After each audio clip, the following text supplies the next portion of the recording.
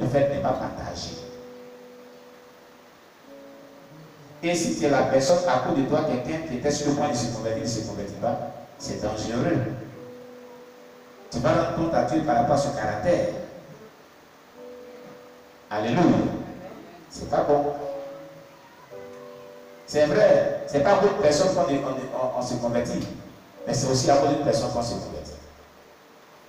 Oui, je vous ai rendu témoignage de la servante de Dieu, Madame Issa David, qui, à cause de son comportement, une femme qui la persécutait s'est convertie aujourd'hui aux assemblées de Dieu et qui s'est fait baptiser.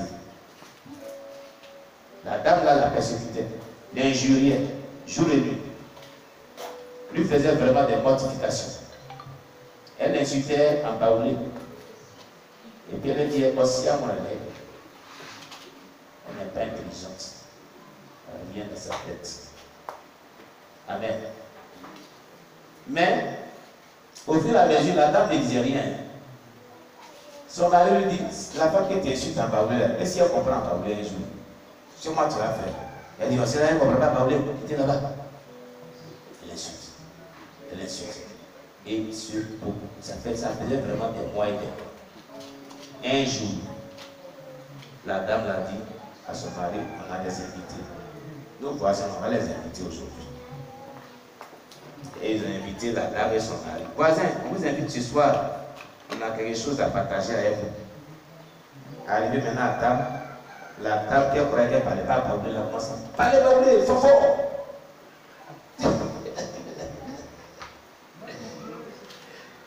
Voisin, parlez baoulé. Alléluia. Parlez fort. La femme, elle est là. Tu comprends baoulé? Elle dit, oui, tu comprends baoulé.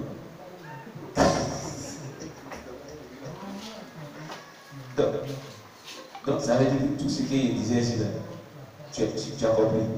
Tu as vu, tu as compris. Et puis, tu n'as pas réagi. Elle dit, je suis chrétien. Moi, je suis chrétien.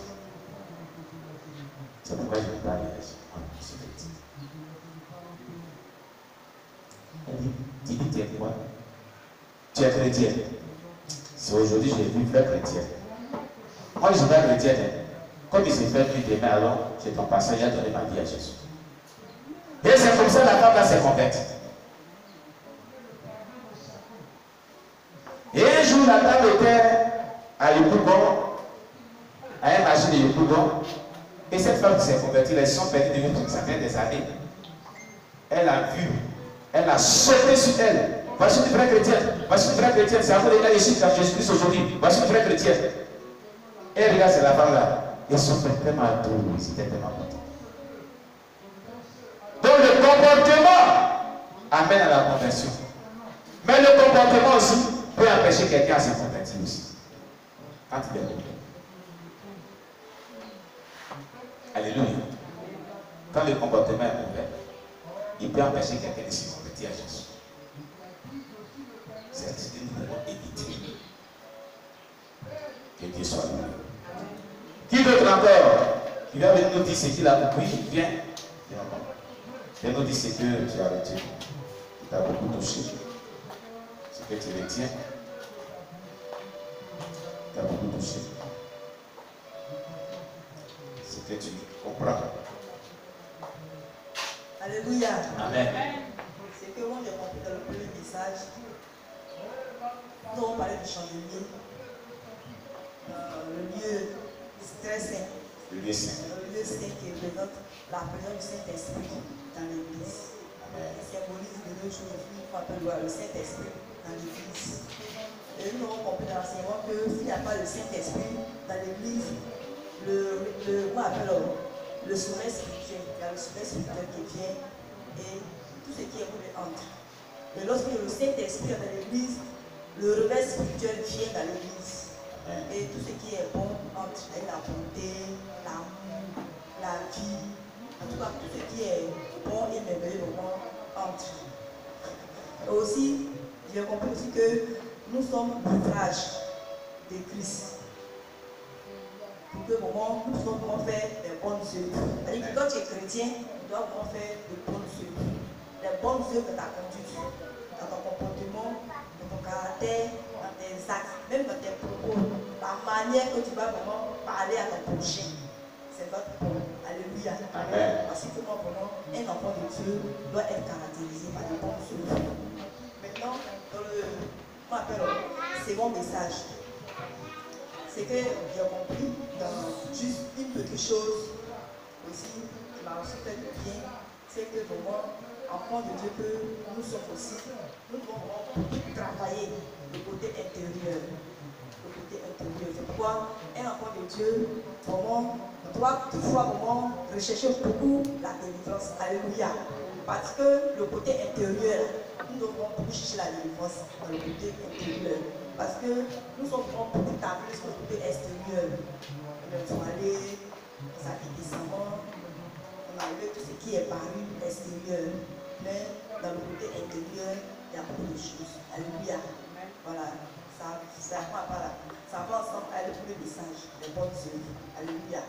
Donc, un enfant de Dieu doit être caractérisé par les bonnes œuvres. Alléluia. Voilà ce que je veux. Amen.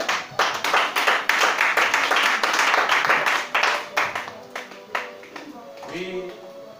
Y a-t-il une personne encore? Ah, le frère Ézéchiel. Et il faut nous aider. Le frère Josué, aide-nous. Ça va. Tu es sûr que ça va? Ah, d'accord, aujourd'hui au moins. Là où toi tu as été là, vraiment, il faut être là-bas toujours pour nous aider. Ah, acclamez le Seigneur Jésus-Christ. Cette grâce qu'on a eue, cette grâce-là, vraiment, il faut que nous aider dedans. Ok. Alléluia. Amen. Moi, personnellement, ce que j'ai retenu du premier message, Amen. c'est l'interpellation que j'ai reçue au travers du message dans le livre de 1 Corinthiens 5, 7 à 8. Amen. Alléluia. Parce que quand on vient dans la présence de Dieu, tout message, on doit d'abord se dire que ça nous concerne d'abord nous, avant de parler des autres. Alléluia. Parce que la Bible déclare que la parole de Dieu est le miroir du chrétien. Alléluia. Amen. Et tout enfant de Dieu qui ne se reconnaît pas en la parole de Dieu ne vient pas de Jésus. Alléluia. Et dans ce verset-là, il est dit comme ça que nous devons faire disparaître. La Bible pèse des mots et dit qu'on va faire disparaître le Dieu divin. Pour que la nouvelle Pâque puisse apparaître. Amen. Alléluia. Le nouveau levain dont la Bible veut parler, c'est nos anciens comportements qui ne glorifient pas le Seigneur. Alléluia. C'est notre manière de nous comporter qui nous donne. Le vieux levain. Oui. Ce sont nos comportements qui ne glorifient pas le Seigneur. Alléluia. Amen. L'apôtre l'a dit ici, de par notre comportement, on peut être un canal par lequel le Seigneur peut passer pour amener une personne à Christ. Alléluia. Amen. On peut inviter des amis à l'église. Ils peuvent venir parce qu'ils nous connaissent. Mais est-ce qu'ils viennent parce que notre comportement a changé? Est-ce qu'ils viennent parce que notre manière de voir les choses et de penser a changé? Alléluia. Ils viennent peut-être pour nous faire plaisir parce qu'on leur a dit de venir écouter la parole de Dieu. Alléluia. Cette partie-là a vraiment interpellé et je me suis dit comme ça que vraiment, moi-même je me sens concerné par ce message et je dois changer ma manière de faire les choses en Jésus. Alléluia. Amen. Pour que je sois à l'image d'un vrai chrétien. Alléluia. Amen. C'était ce qui m'a interpellé sur le premier message. Et concernant le deuxième message, ce qui m'a le plus interpellé, c'est dans le livre d'Apocalypse 22, je crois, où le Seigneur a dit, s'il revient, il reviendra avec la récompense de chacun d'entre nous. Amen. Alléluia. Il va revenir avec la récompense selon ce que tu auras fait durant tout ton parcours sur la terre. Oui. Alléluia. Amen. Et lorsque j'ai entendu ce verset, bien que je l'avais déjà lu, mais le Seigneur a permis que ça puisse m'interpeller encore une fois de plus et me poser des questions. Depuis que je prétends être chrétien, qu'est-ce que j'ai fait pour le Seigneur? Alléluia. Amen. Et quand même je pèse les mauvaises actions et les bonnes actions, j'arrive seulement par l'Esprit de Dieu à me rappeler plus de mauvaises actions que de bonnes actions. Alléluia. Amen. Et moi, personnellement, dans l'Assemblée de Christ, moi j'ai pour habitude de donner, en tout cas, les gens du monde, mes amis ont témoigné que vraiment, si c'est pour eux leur donner l'argent, c'est rare. Mais si c'est pour donner dans la maison de Dieu, j'ai le zèle de ça. Alléluia. J'aimerais aussi poser une question. Est-ce que si on fait un vœu dans une église de la voie large, et qu'on ne la respecte pas. Est-ce que Dieu prend cela en compte? Amen. Lui, il prend cela en compte parce que c'est à Dieu, c'est pas à l'église là, mais c'est à Dieu qu'on fait le but. C'est à Dieu qu'on fait le but. C'est Dieu qui reçoit tout. Voilà. Quand on donne, c'est Dieu qui reçoit. Voilà. C'est le principe. Le principe, c'est que c'est Dieu qui reçoit. Voilà. C'est à Dieu qu'on donne. Voilà, c'est ça. Et aussi, concernant les dettes, quand l'homme de Dieu a parlé, le message est parvenu dans mes oreilles. En fait, ça a attristé mon âme. Alléluia. Amen. Et je me suis senti concerné. Amen. Et puisque lui, il a dit son serviteur que les personnes qui se trouvent en enfer n'ont pas demandé au Seigneur de leur donner les moyens de pouvoir régler cette dette-là, afin qu'ils ne se trouvent pas là-bas. Alléluia. Ayant entendu ça, je sais maintenant comment orienter mes prières pour que le Seigneur puisse se souvenir de moi, et que je puisse me plonger cette dette-là, afin que lorsqu'il vienne, même si une tâche devait me condamner, ça ne soit pas la tâche de l'endettement. Alléluia. Amen.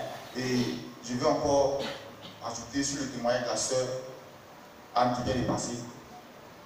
Il faut dire, on peut remarquer, notre pari extérieur, elle a changé. Notre manière de nous coiffer, de nous habiller change. Mais par notre comportement, une personne peut dire que non, je ne vais pas à l'église parce que telle personne y est.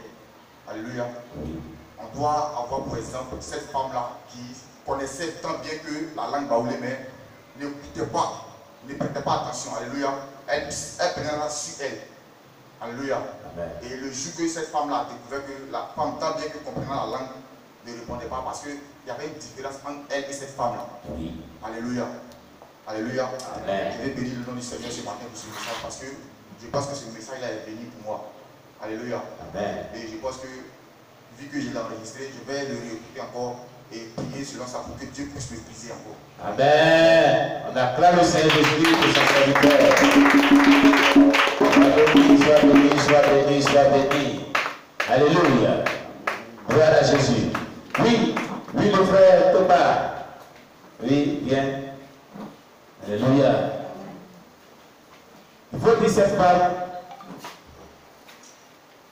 femme évangéliste de l'église Assemblée de Dieu, Madame Issa David. Oh là là, il y a encore des gens qui appellent. On est bien à vous. Hein? Une minute.